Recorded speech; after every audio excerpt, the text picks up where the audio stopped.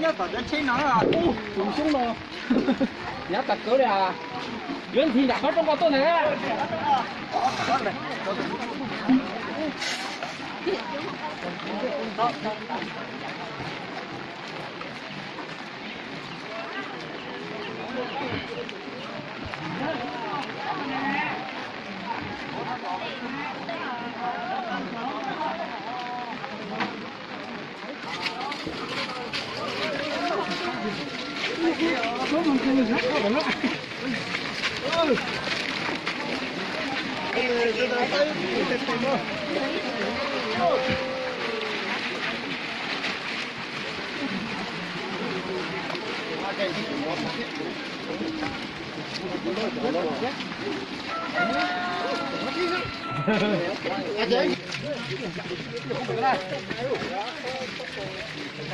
Thế nó bảo là bắt thành đây nào.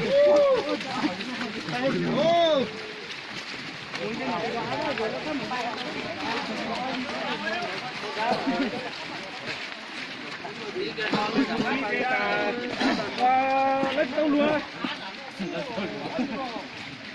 Đó là con trai.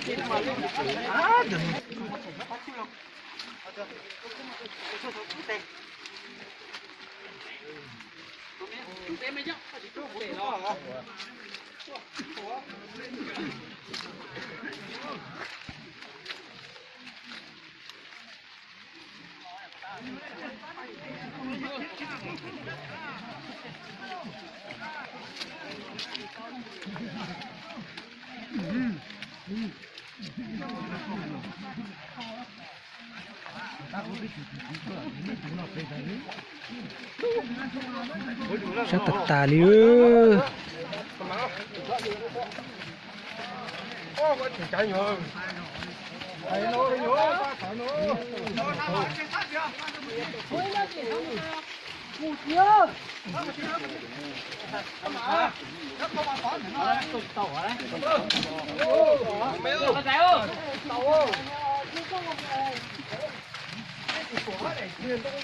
Đó, tôi ở đây không? Đó, thôi đây, tôi đi rồi đi. Đây đây.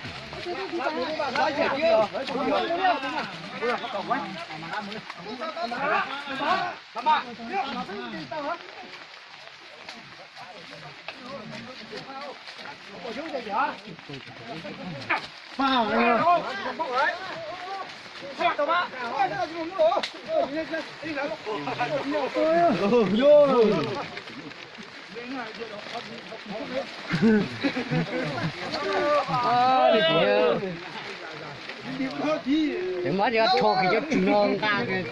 Có人多我，前人多我冇咯。在线吗？在线吗？在先我。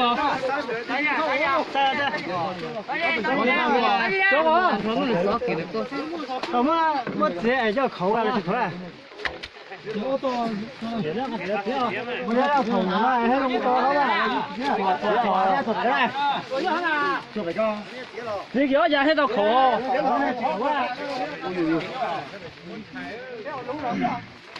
哎，堵车！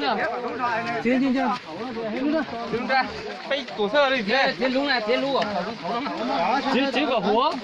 我养啊，我养嘛。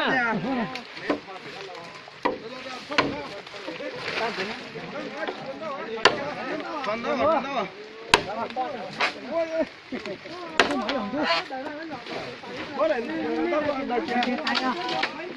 直接到过来，等一会儿。到。差你们大，差你们大。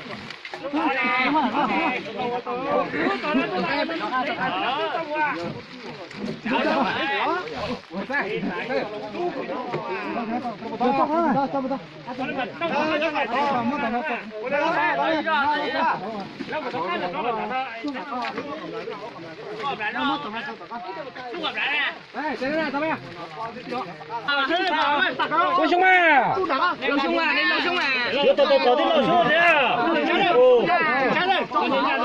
人家嘛，人家是门路啊。你老你看，这真老凶啊！那抓住我们抓到的。慢慢找好。有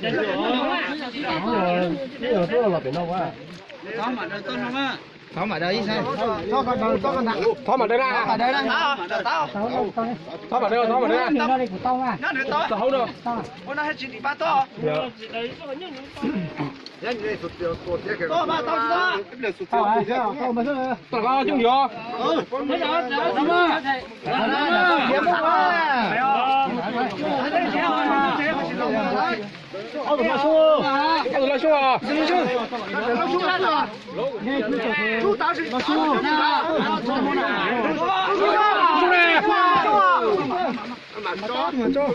有。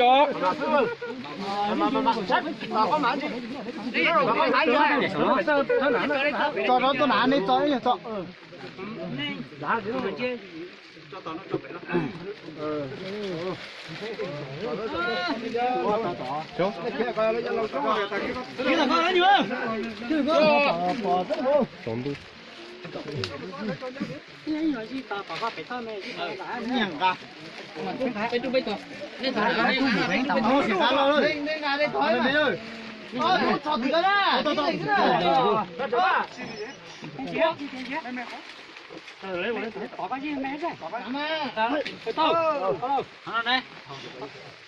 这一下就到这里，到这个。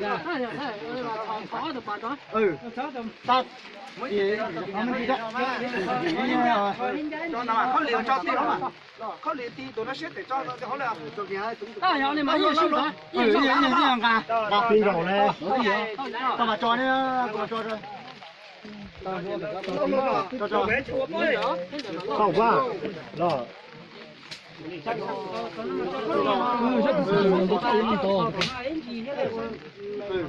中国人家都最少。